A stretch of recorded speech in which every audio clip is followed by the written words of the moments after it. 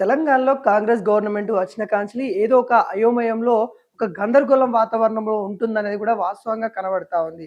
అదేవిధంగా స్థానిక ఎలక్షన్స్ కోసం 42% బీసీలకి రిజర్వేషన్ కల్పిస్తూ ఇచ్చిన జీవో నెంబర్ 9 మీద స్టే ఇవ్వడం, హైకోర్టు తీర్పు ఇవ్వడం, హైకోర్టు తీర్పు తర్వాత మరింత గందరగోళంకి కాంగ్రెస్ పార్టీ పోయినట్టు కూడా కనబడతా ఉంది. ఈ రోజు కాంగ్రెస్ ప్రభుత్వం కూడా సుప్రీంకోర్టు వెళ్లే ప్రణాళిక కూడా సిద్ధమైనట్టు కూడా కనబడతా ఉంది. నిన్న సీఎం రేవంత్ రెడ్డి మంత్రులతో పాటు న్యాయవాదులతో కూడా చర్చించడం అయితే జరిగింది. ఎటువంటి న్యాయ సలహాలతో ముందుకెళ్తే బాగుంటుంది, ఎక్కడ సుప్రీంకోర్టులో ఎటువంటి వాదనలు వినిపించాలి, వాటిపైన క్లియరెన్స్ కూడా తీసుకున్నట్టు కూడా కనబడతా ఉంది. ఈ రోజు పొన్నం ప్రభాకర్ గౌడ్ కావచ్చు, అట్లూరి లక్ష్మణ్ కావచ్చు, వీలైతే ఢిల్లీకి వెళ్తా ఉన్న పరిస్థితి కనబడతా ఉంది. స్థానిక ఎన్నికలలో 42% రిజర్వేషన్ ఇవ్వడం ద్వారా దాదాపుగా 67% రిజర్వేషన్లు అయితా ఉంది అంటూ రెడ్డి జాగృతికి సంబంధించిన వాళ్ళు హైకోర్టులో పిటిషన్ వేయడం అయితే జరిగింది. దాంట్లో హైకోర్టు కూడా తీర్పు ఇవ్వడం అయితే జరిగింది.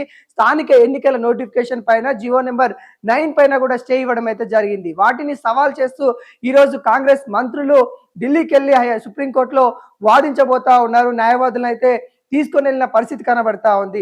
మరి ఏంటి అసలు స్థానిక ఎన్నికలలో 42% రిజర్వేషన్ ఇస్తారా లేదా, సుప్రీంకోర్టులో ఎటువంటి వాదనలు వినిపిస్తారా అన్నది కూడా ఇప్పుడు తెలంగాణ ప్రజలు మొత్తం వెయిట్ చేస్తున్న పరిస్థితి కనబడతా ఉంది. ఇప్పటికే స్థానిక ఎలక్షన్స్ కోసము ఎన్నికల కమిటీ కూడా వాటికి షెడ్యూల్ ఖరారు చేసిన పరిస్థితి కనబడతా ఉంది.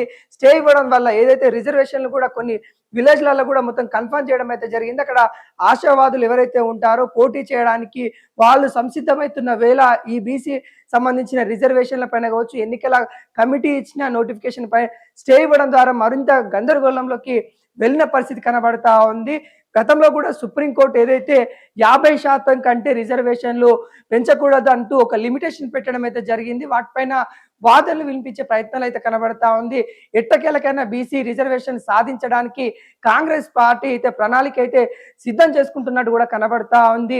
50% రిజర్వేషన్ల లిమిటేషన్ ఏదైతే ఉందో దాన్ని కూడా వెత్తివేయాలని వాదనలు వినిపించే పరిస్థితి కనబడతా ఉంది. ఏదైతే హైకోర్టు తెలంగాణ హైకోర్టు ఇచ్చిన తీర్పు ఏదైతే ఉందో జీవో నెంబర్ 9 పైన స్టే ఇవ్వడం, దాన్ని కూడా ఎత్తివేయాలన్నట్టుగా బలంగా వినిపించబోతా ఉన్నారు. స్థానిక ఎన్నికలు ఖచ్చితంగా జరపాలి. ఇప్పటికే సంవత్సరంన్నర కాలం పూర్తయిపోయింది. గ్రామాలలో సర్పంచులు లేక, ఎంపీటీసీలు లేక గెస్టెడ్ పాలన నడుస్తూ ఉంది. పారిశుద్ధ కార్మికులకి జీతాలు ఇవ్వలేక గ్రామాలు అస్తవ్యస్తంగా ఉన్న పరిస్థితి కనబడతా ఉంది.